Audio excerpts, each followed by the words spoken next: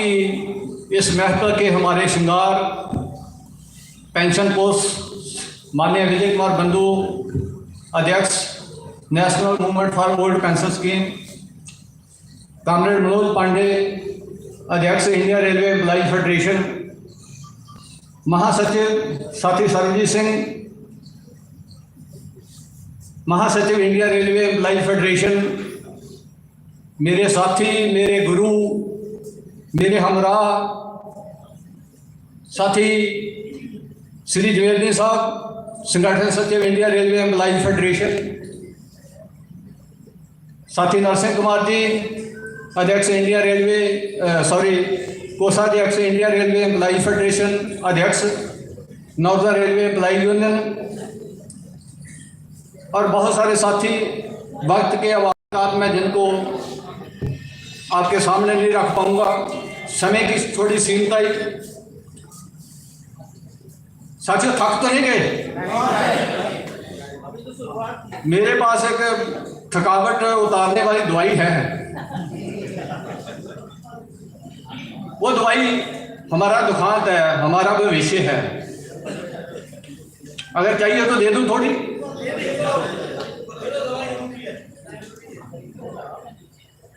मेरे साथियों ने, मेरी बहन जी ने जहां से बात शुरू की थी, एनपीएस एक कैंसर है, एक बीमारी है, एक ऐसी भयंकर बीमारी जिसके अगर खिलाफ हम लड़ ना पाए, जीत ना पाए तो स्थिति क्या होगी। मैं आरसीएफ की आपको तस्वीर दिखाना चाहता हूं। 523 रुपये, 753 रुपये, 1044 रुपये, ये एनपीएस में पेंशन है महीने की। अगर आप इस पेंशन से गुजारा कर सकते हो तो मुझे लगता है कि आपका थकना शायद जायज है। अगर आपको लगता है कि हम इससे कभी गुजारा नहीं कर पाएंगे तो मुझे लगता है कि हमें इस थकावट को फेंक देना चाहिए दूर और संघर्ष के लिए तैयार हो जाना चाहिए। बहुत समय बीत गया, बहुत लेट जागे, और जागे तो थोड़ा स्लो चले। अब मुझे लगता है कि बहुत तेज चलने का वक्त आ गया। साथी बरतराज जी बोल रहे थे जहां, मुझे लगता है कि वो हमारी प्राप्ति भी है और हमारा फेलियर भी है, दोनों तरफ। हम 2012-13 में अध्यक्ष जी बात शुरू करते हैं एनपीएस पर, और 13 में जुलाई में पूरी इंडिया रेलवे में मान्यता का चुनाव होता है, दूसरा मान्यता का चुनाव होता है।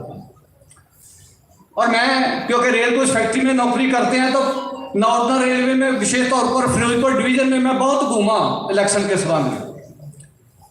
दोनों मान्यता प्राप्त संगठनों के किसी मांग पत्र में, किसी फ्लैक्स में, किसी भाषण में एनपीएस का जिक्र तक नहीं था।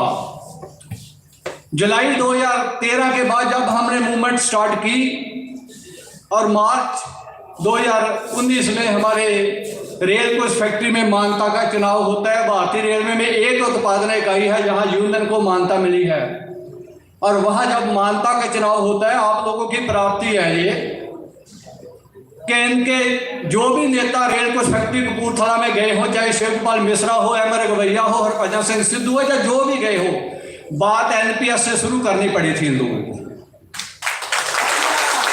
अभी मेरे साथी पवन चौरसिया जी बता रहे थे, बहुत तजर्बा हो गया हम आप लोगों के बीच। जहां जहां गए हैं लोगों को ये कहानी सुनाई गई जो सरकार कहती थी, भैया किस्मत वाले हो, भाग्यशाली हो, करोड़ों रुपया लेकर घर जाओगे। सरकार के स्पीकर ये लोग बने हुए थे, जहां कहीं भी गए यही प्रचार करते रहे हैं। जब हमने 2013 में ये बिगल फूंका, उसके बाद तस्वीर बदली है, और आज कोई भी मान्यता प्राप्त संगठन हो, पहली 3 मांगों में आपकी मांग जरूर होती है। ये आपके संघर्ष का नतीजा।